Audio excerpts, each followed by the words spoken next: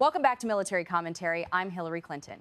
Ladies and gentlemen, U.S. President Donald Trump has played the tariff card to pressure America's European allies over the Greenland question. And from Washington's perspective, this is a vital move to lock down the Northern Gateway before the ice there melts. Not because of the planet's rising temperature, but because of the destructive power of bombs, firepower, and war.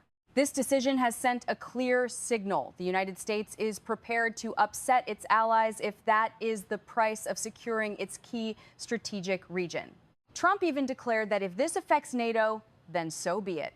Explaining this hardline approach, U.S. Treasury Secretary Scott Benn warned that an Arctic war is real and that Washington holds information only it possesses. It remains unclear what exclusive intelligence the United States may have, but public data show that Beijing, America's biggest strategic rival, is no longer willing to remain a mere guest in the Arctic. Instead, it is nurturing ambitions to carve open a route to the polar north. As the Russian bear continues to sink deeper into the Ukraine war, its eastern flank in Siberia will become increasingly exposed, creating a strategic vacuum. Who is best positioned to fill that vacuum? Let's examine that question in today's program. An Arctic war is real. Ladies and gentlemen, in an interview on NBC on the 18th, Treasury Secretary Scott Benn warned once again that an Arctic war is real. He also acknowledged that this scenario may not unfold next year or even within the next 5 years, but in the long run, the risk of conflict is present. Responding to skepticism that China and Russia have not yet become an urgent threat in the region, Benn advanced the argument of asymmetric information, implying that Washington knows things the world has not been allowed to see. Targeting the complacent mindset of no evidence means no danger, Benn challenged his critics. At the beginning, was there any evidence that Russia would invade Ukraine? The question was a blunt reminder of how the West delayed in the past. Immediately afterward, he supplied his own answer. In reality, there was plenty of evidence that Russia was preparing to move in, sending the message that we must not confuse not seeing with not existing. If you wait until evidence becomes unmistakable, tanks rolling, missiles leaving launchers, then it is already too late. And Benn did not stop at military warnings. He also revisited Europe's failure of strategic vision. During Trump's first term, he warned Europe not to build the Nord Stream 2 pipeline and not to become dependent on Russian energy. What was the result? Europe's cash flow for oil and gas purchases has indirectly financed Russia's war machine in Ukraine. From the Ukraine war, the United States has learned a harsh truth. It cannot outsource northern flank security to a Europe that is weakened and lacks self-defense capability. Can Europe truly guarantee that Greenland will not be invaded by China or Russia? The answer is likely no. Benn insisted that the U.S. would certainly honor its NATO commitments if Greenland were attacked. However, rather than waiting to be dragged into conflict, the best solution is to use strength to pursue peace, starting now. Making Greenland part of the United States would extinguish any invasion plan because America is currently the most powerful country on Earth and possesses the strongest deterrence. In short, Washington's ambition to possess Greenland is not about starting a war. It is about proactive defense, preventing war through overwhelming strength before it has a chance to begin. Benn's warning becomes more grounded when we connect the real events that have unfolded in Greenland over more than the past decade. Here, a quiet but calculated infiltration has been underway for a long time, especially from China, the United States' largest strategic rival. This is China's silkworm strategy. Beijing does not send troops first, it sends money first. This is a formula China has applied skillfully across the world, using economic interests as leverage to shape domestic politics. The story begins with a loophole in Greenland's Self-Government Act, which took effect in June 2009. The act allows Denmark to retain authority over foreign affairs, defense, and monetary policy. Greenland's government controls nearly everything else, including the autonomy to sign international agreements and to declare independence from Denmark at any time. But political independence always comes with economic independence. Today, nearly 60% of Greenland's annual budget depends on a fixed subsidy of around 3.5 billion kroner from Denmark. That hunger for capital needed to escape Copenhagen's shadow has turned Greenland into a prime target for Beijing.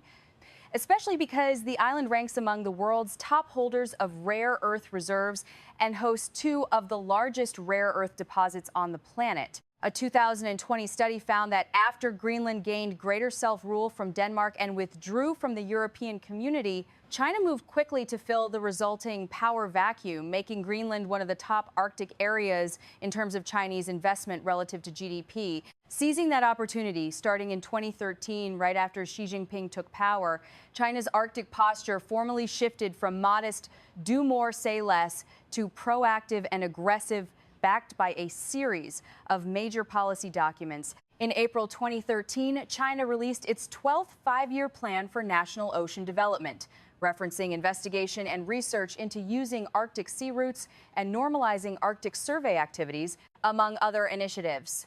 In June 2014, a 2013 strategic assessment report published by China's military emphasized the Arctic's strategic value for maritime transport and resource development and positioned the right to share Arctic resources as a major strategic interest for China. In May 2018, China officially released its Arctic Policy White Paper, first declaring itself a near-Arctic state in geographic terms. The document also introduced for the first time the idea of a polar Silk Road. With policy approval secured, Chinese state-owned enterprises began moving in on the ground, targeting two critical vulnerabilities: resources and dual-use logistics infrastructure. On the resources front, a representative case is the Kvanefjeld project, described as one of the world's largest rare earth projects and also among the largest uranium projects globally.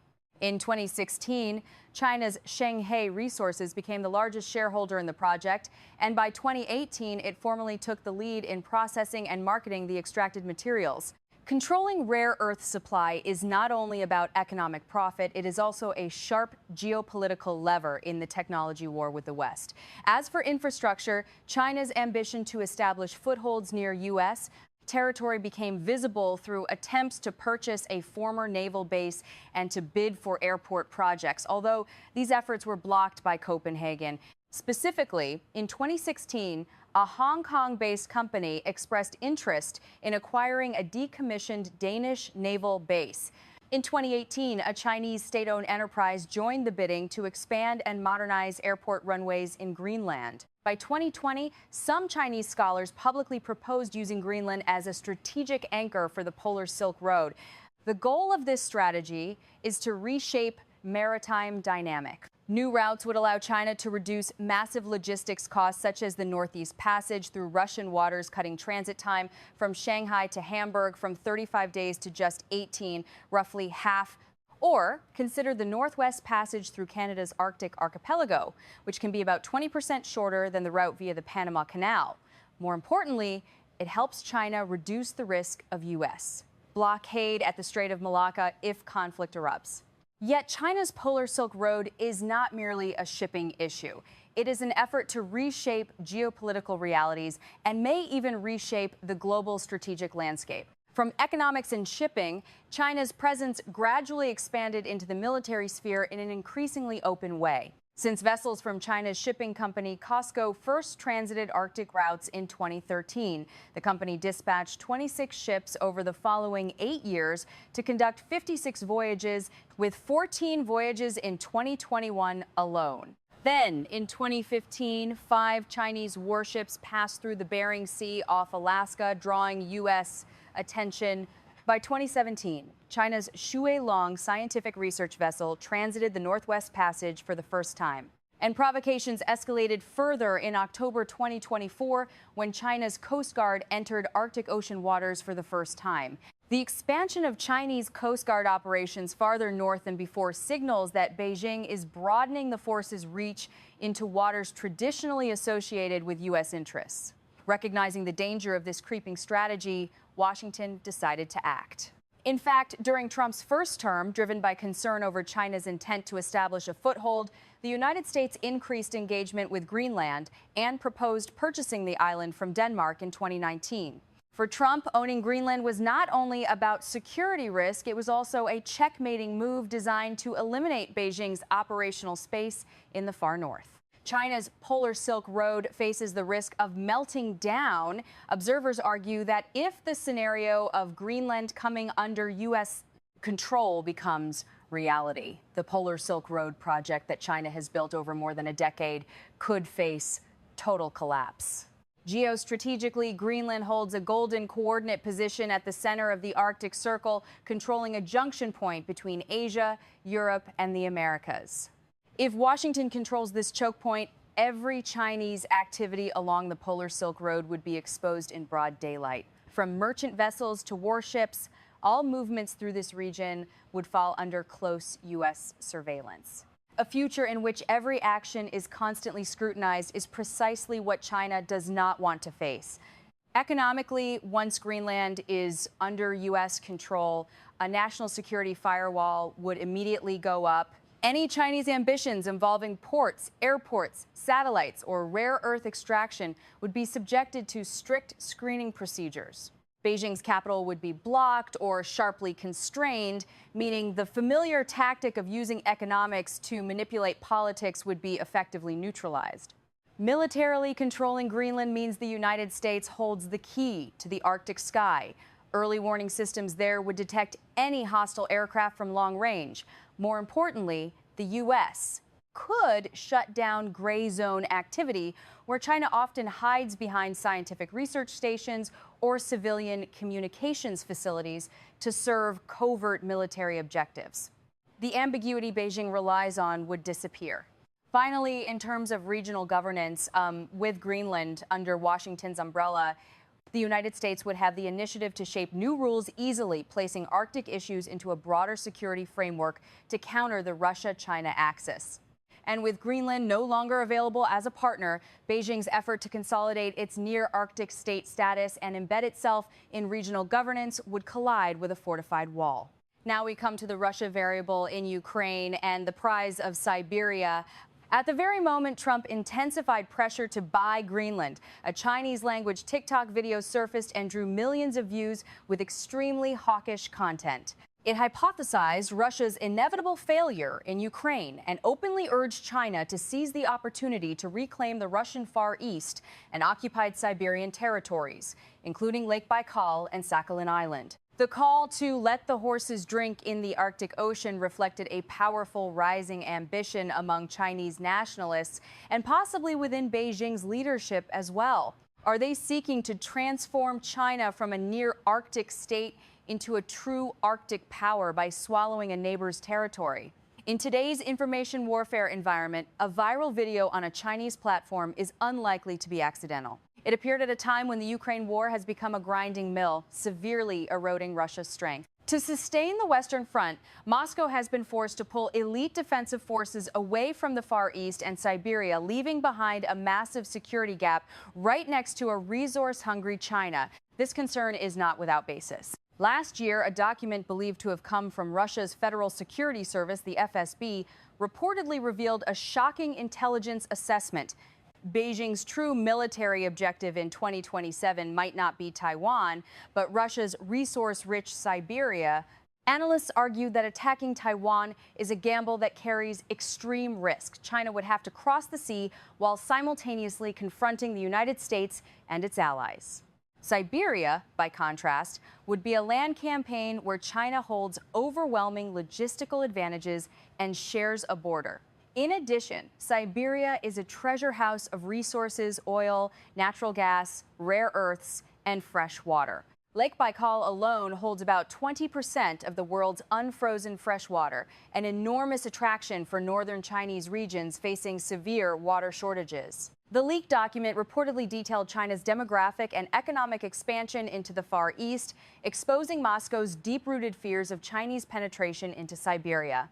Beijing is said not only to recruit local scientists to steal military technology, but even to quietly label Vladivostok on official maps with a Chinese name, implying a historical sovereignty claim over the territory. As a result, analysts suggest Beijing could replicate President Putin's own playbook, masking military action under the name of a special operation to protect national interests.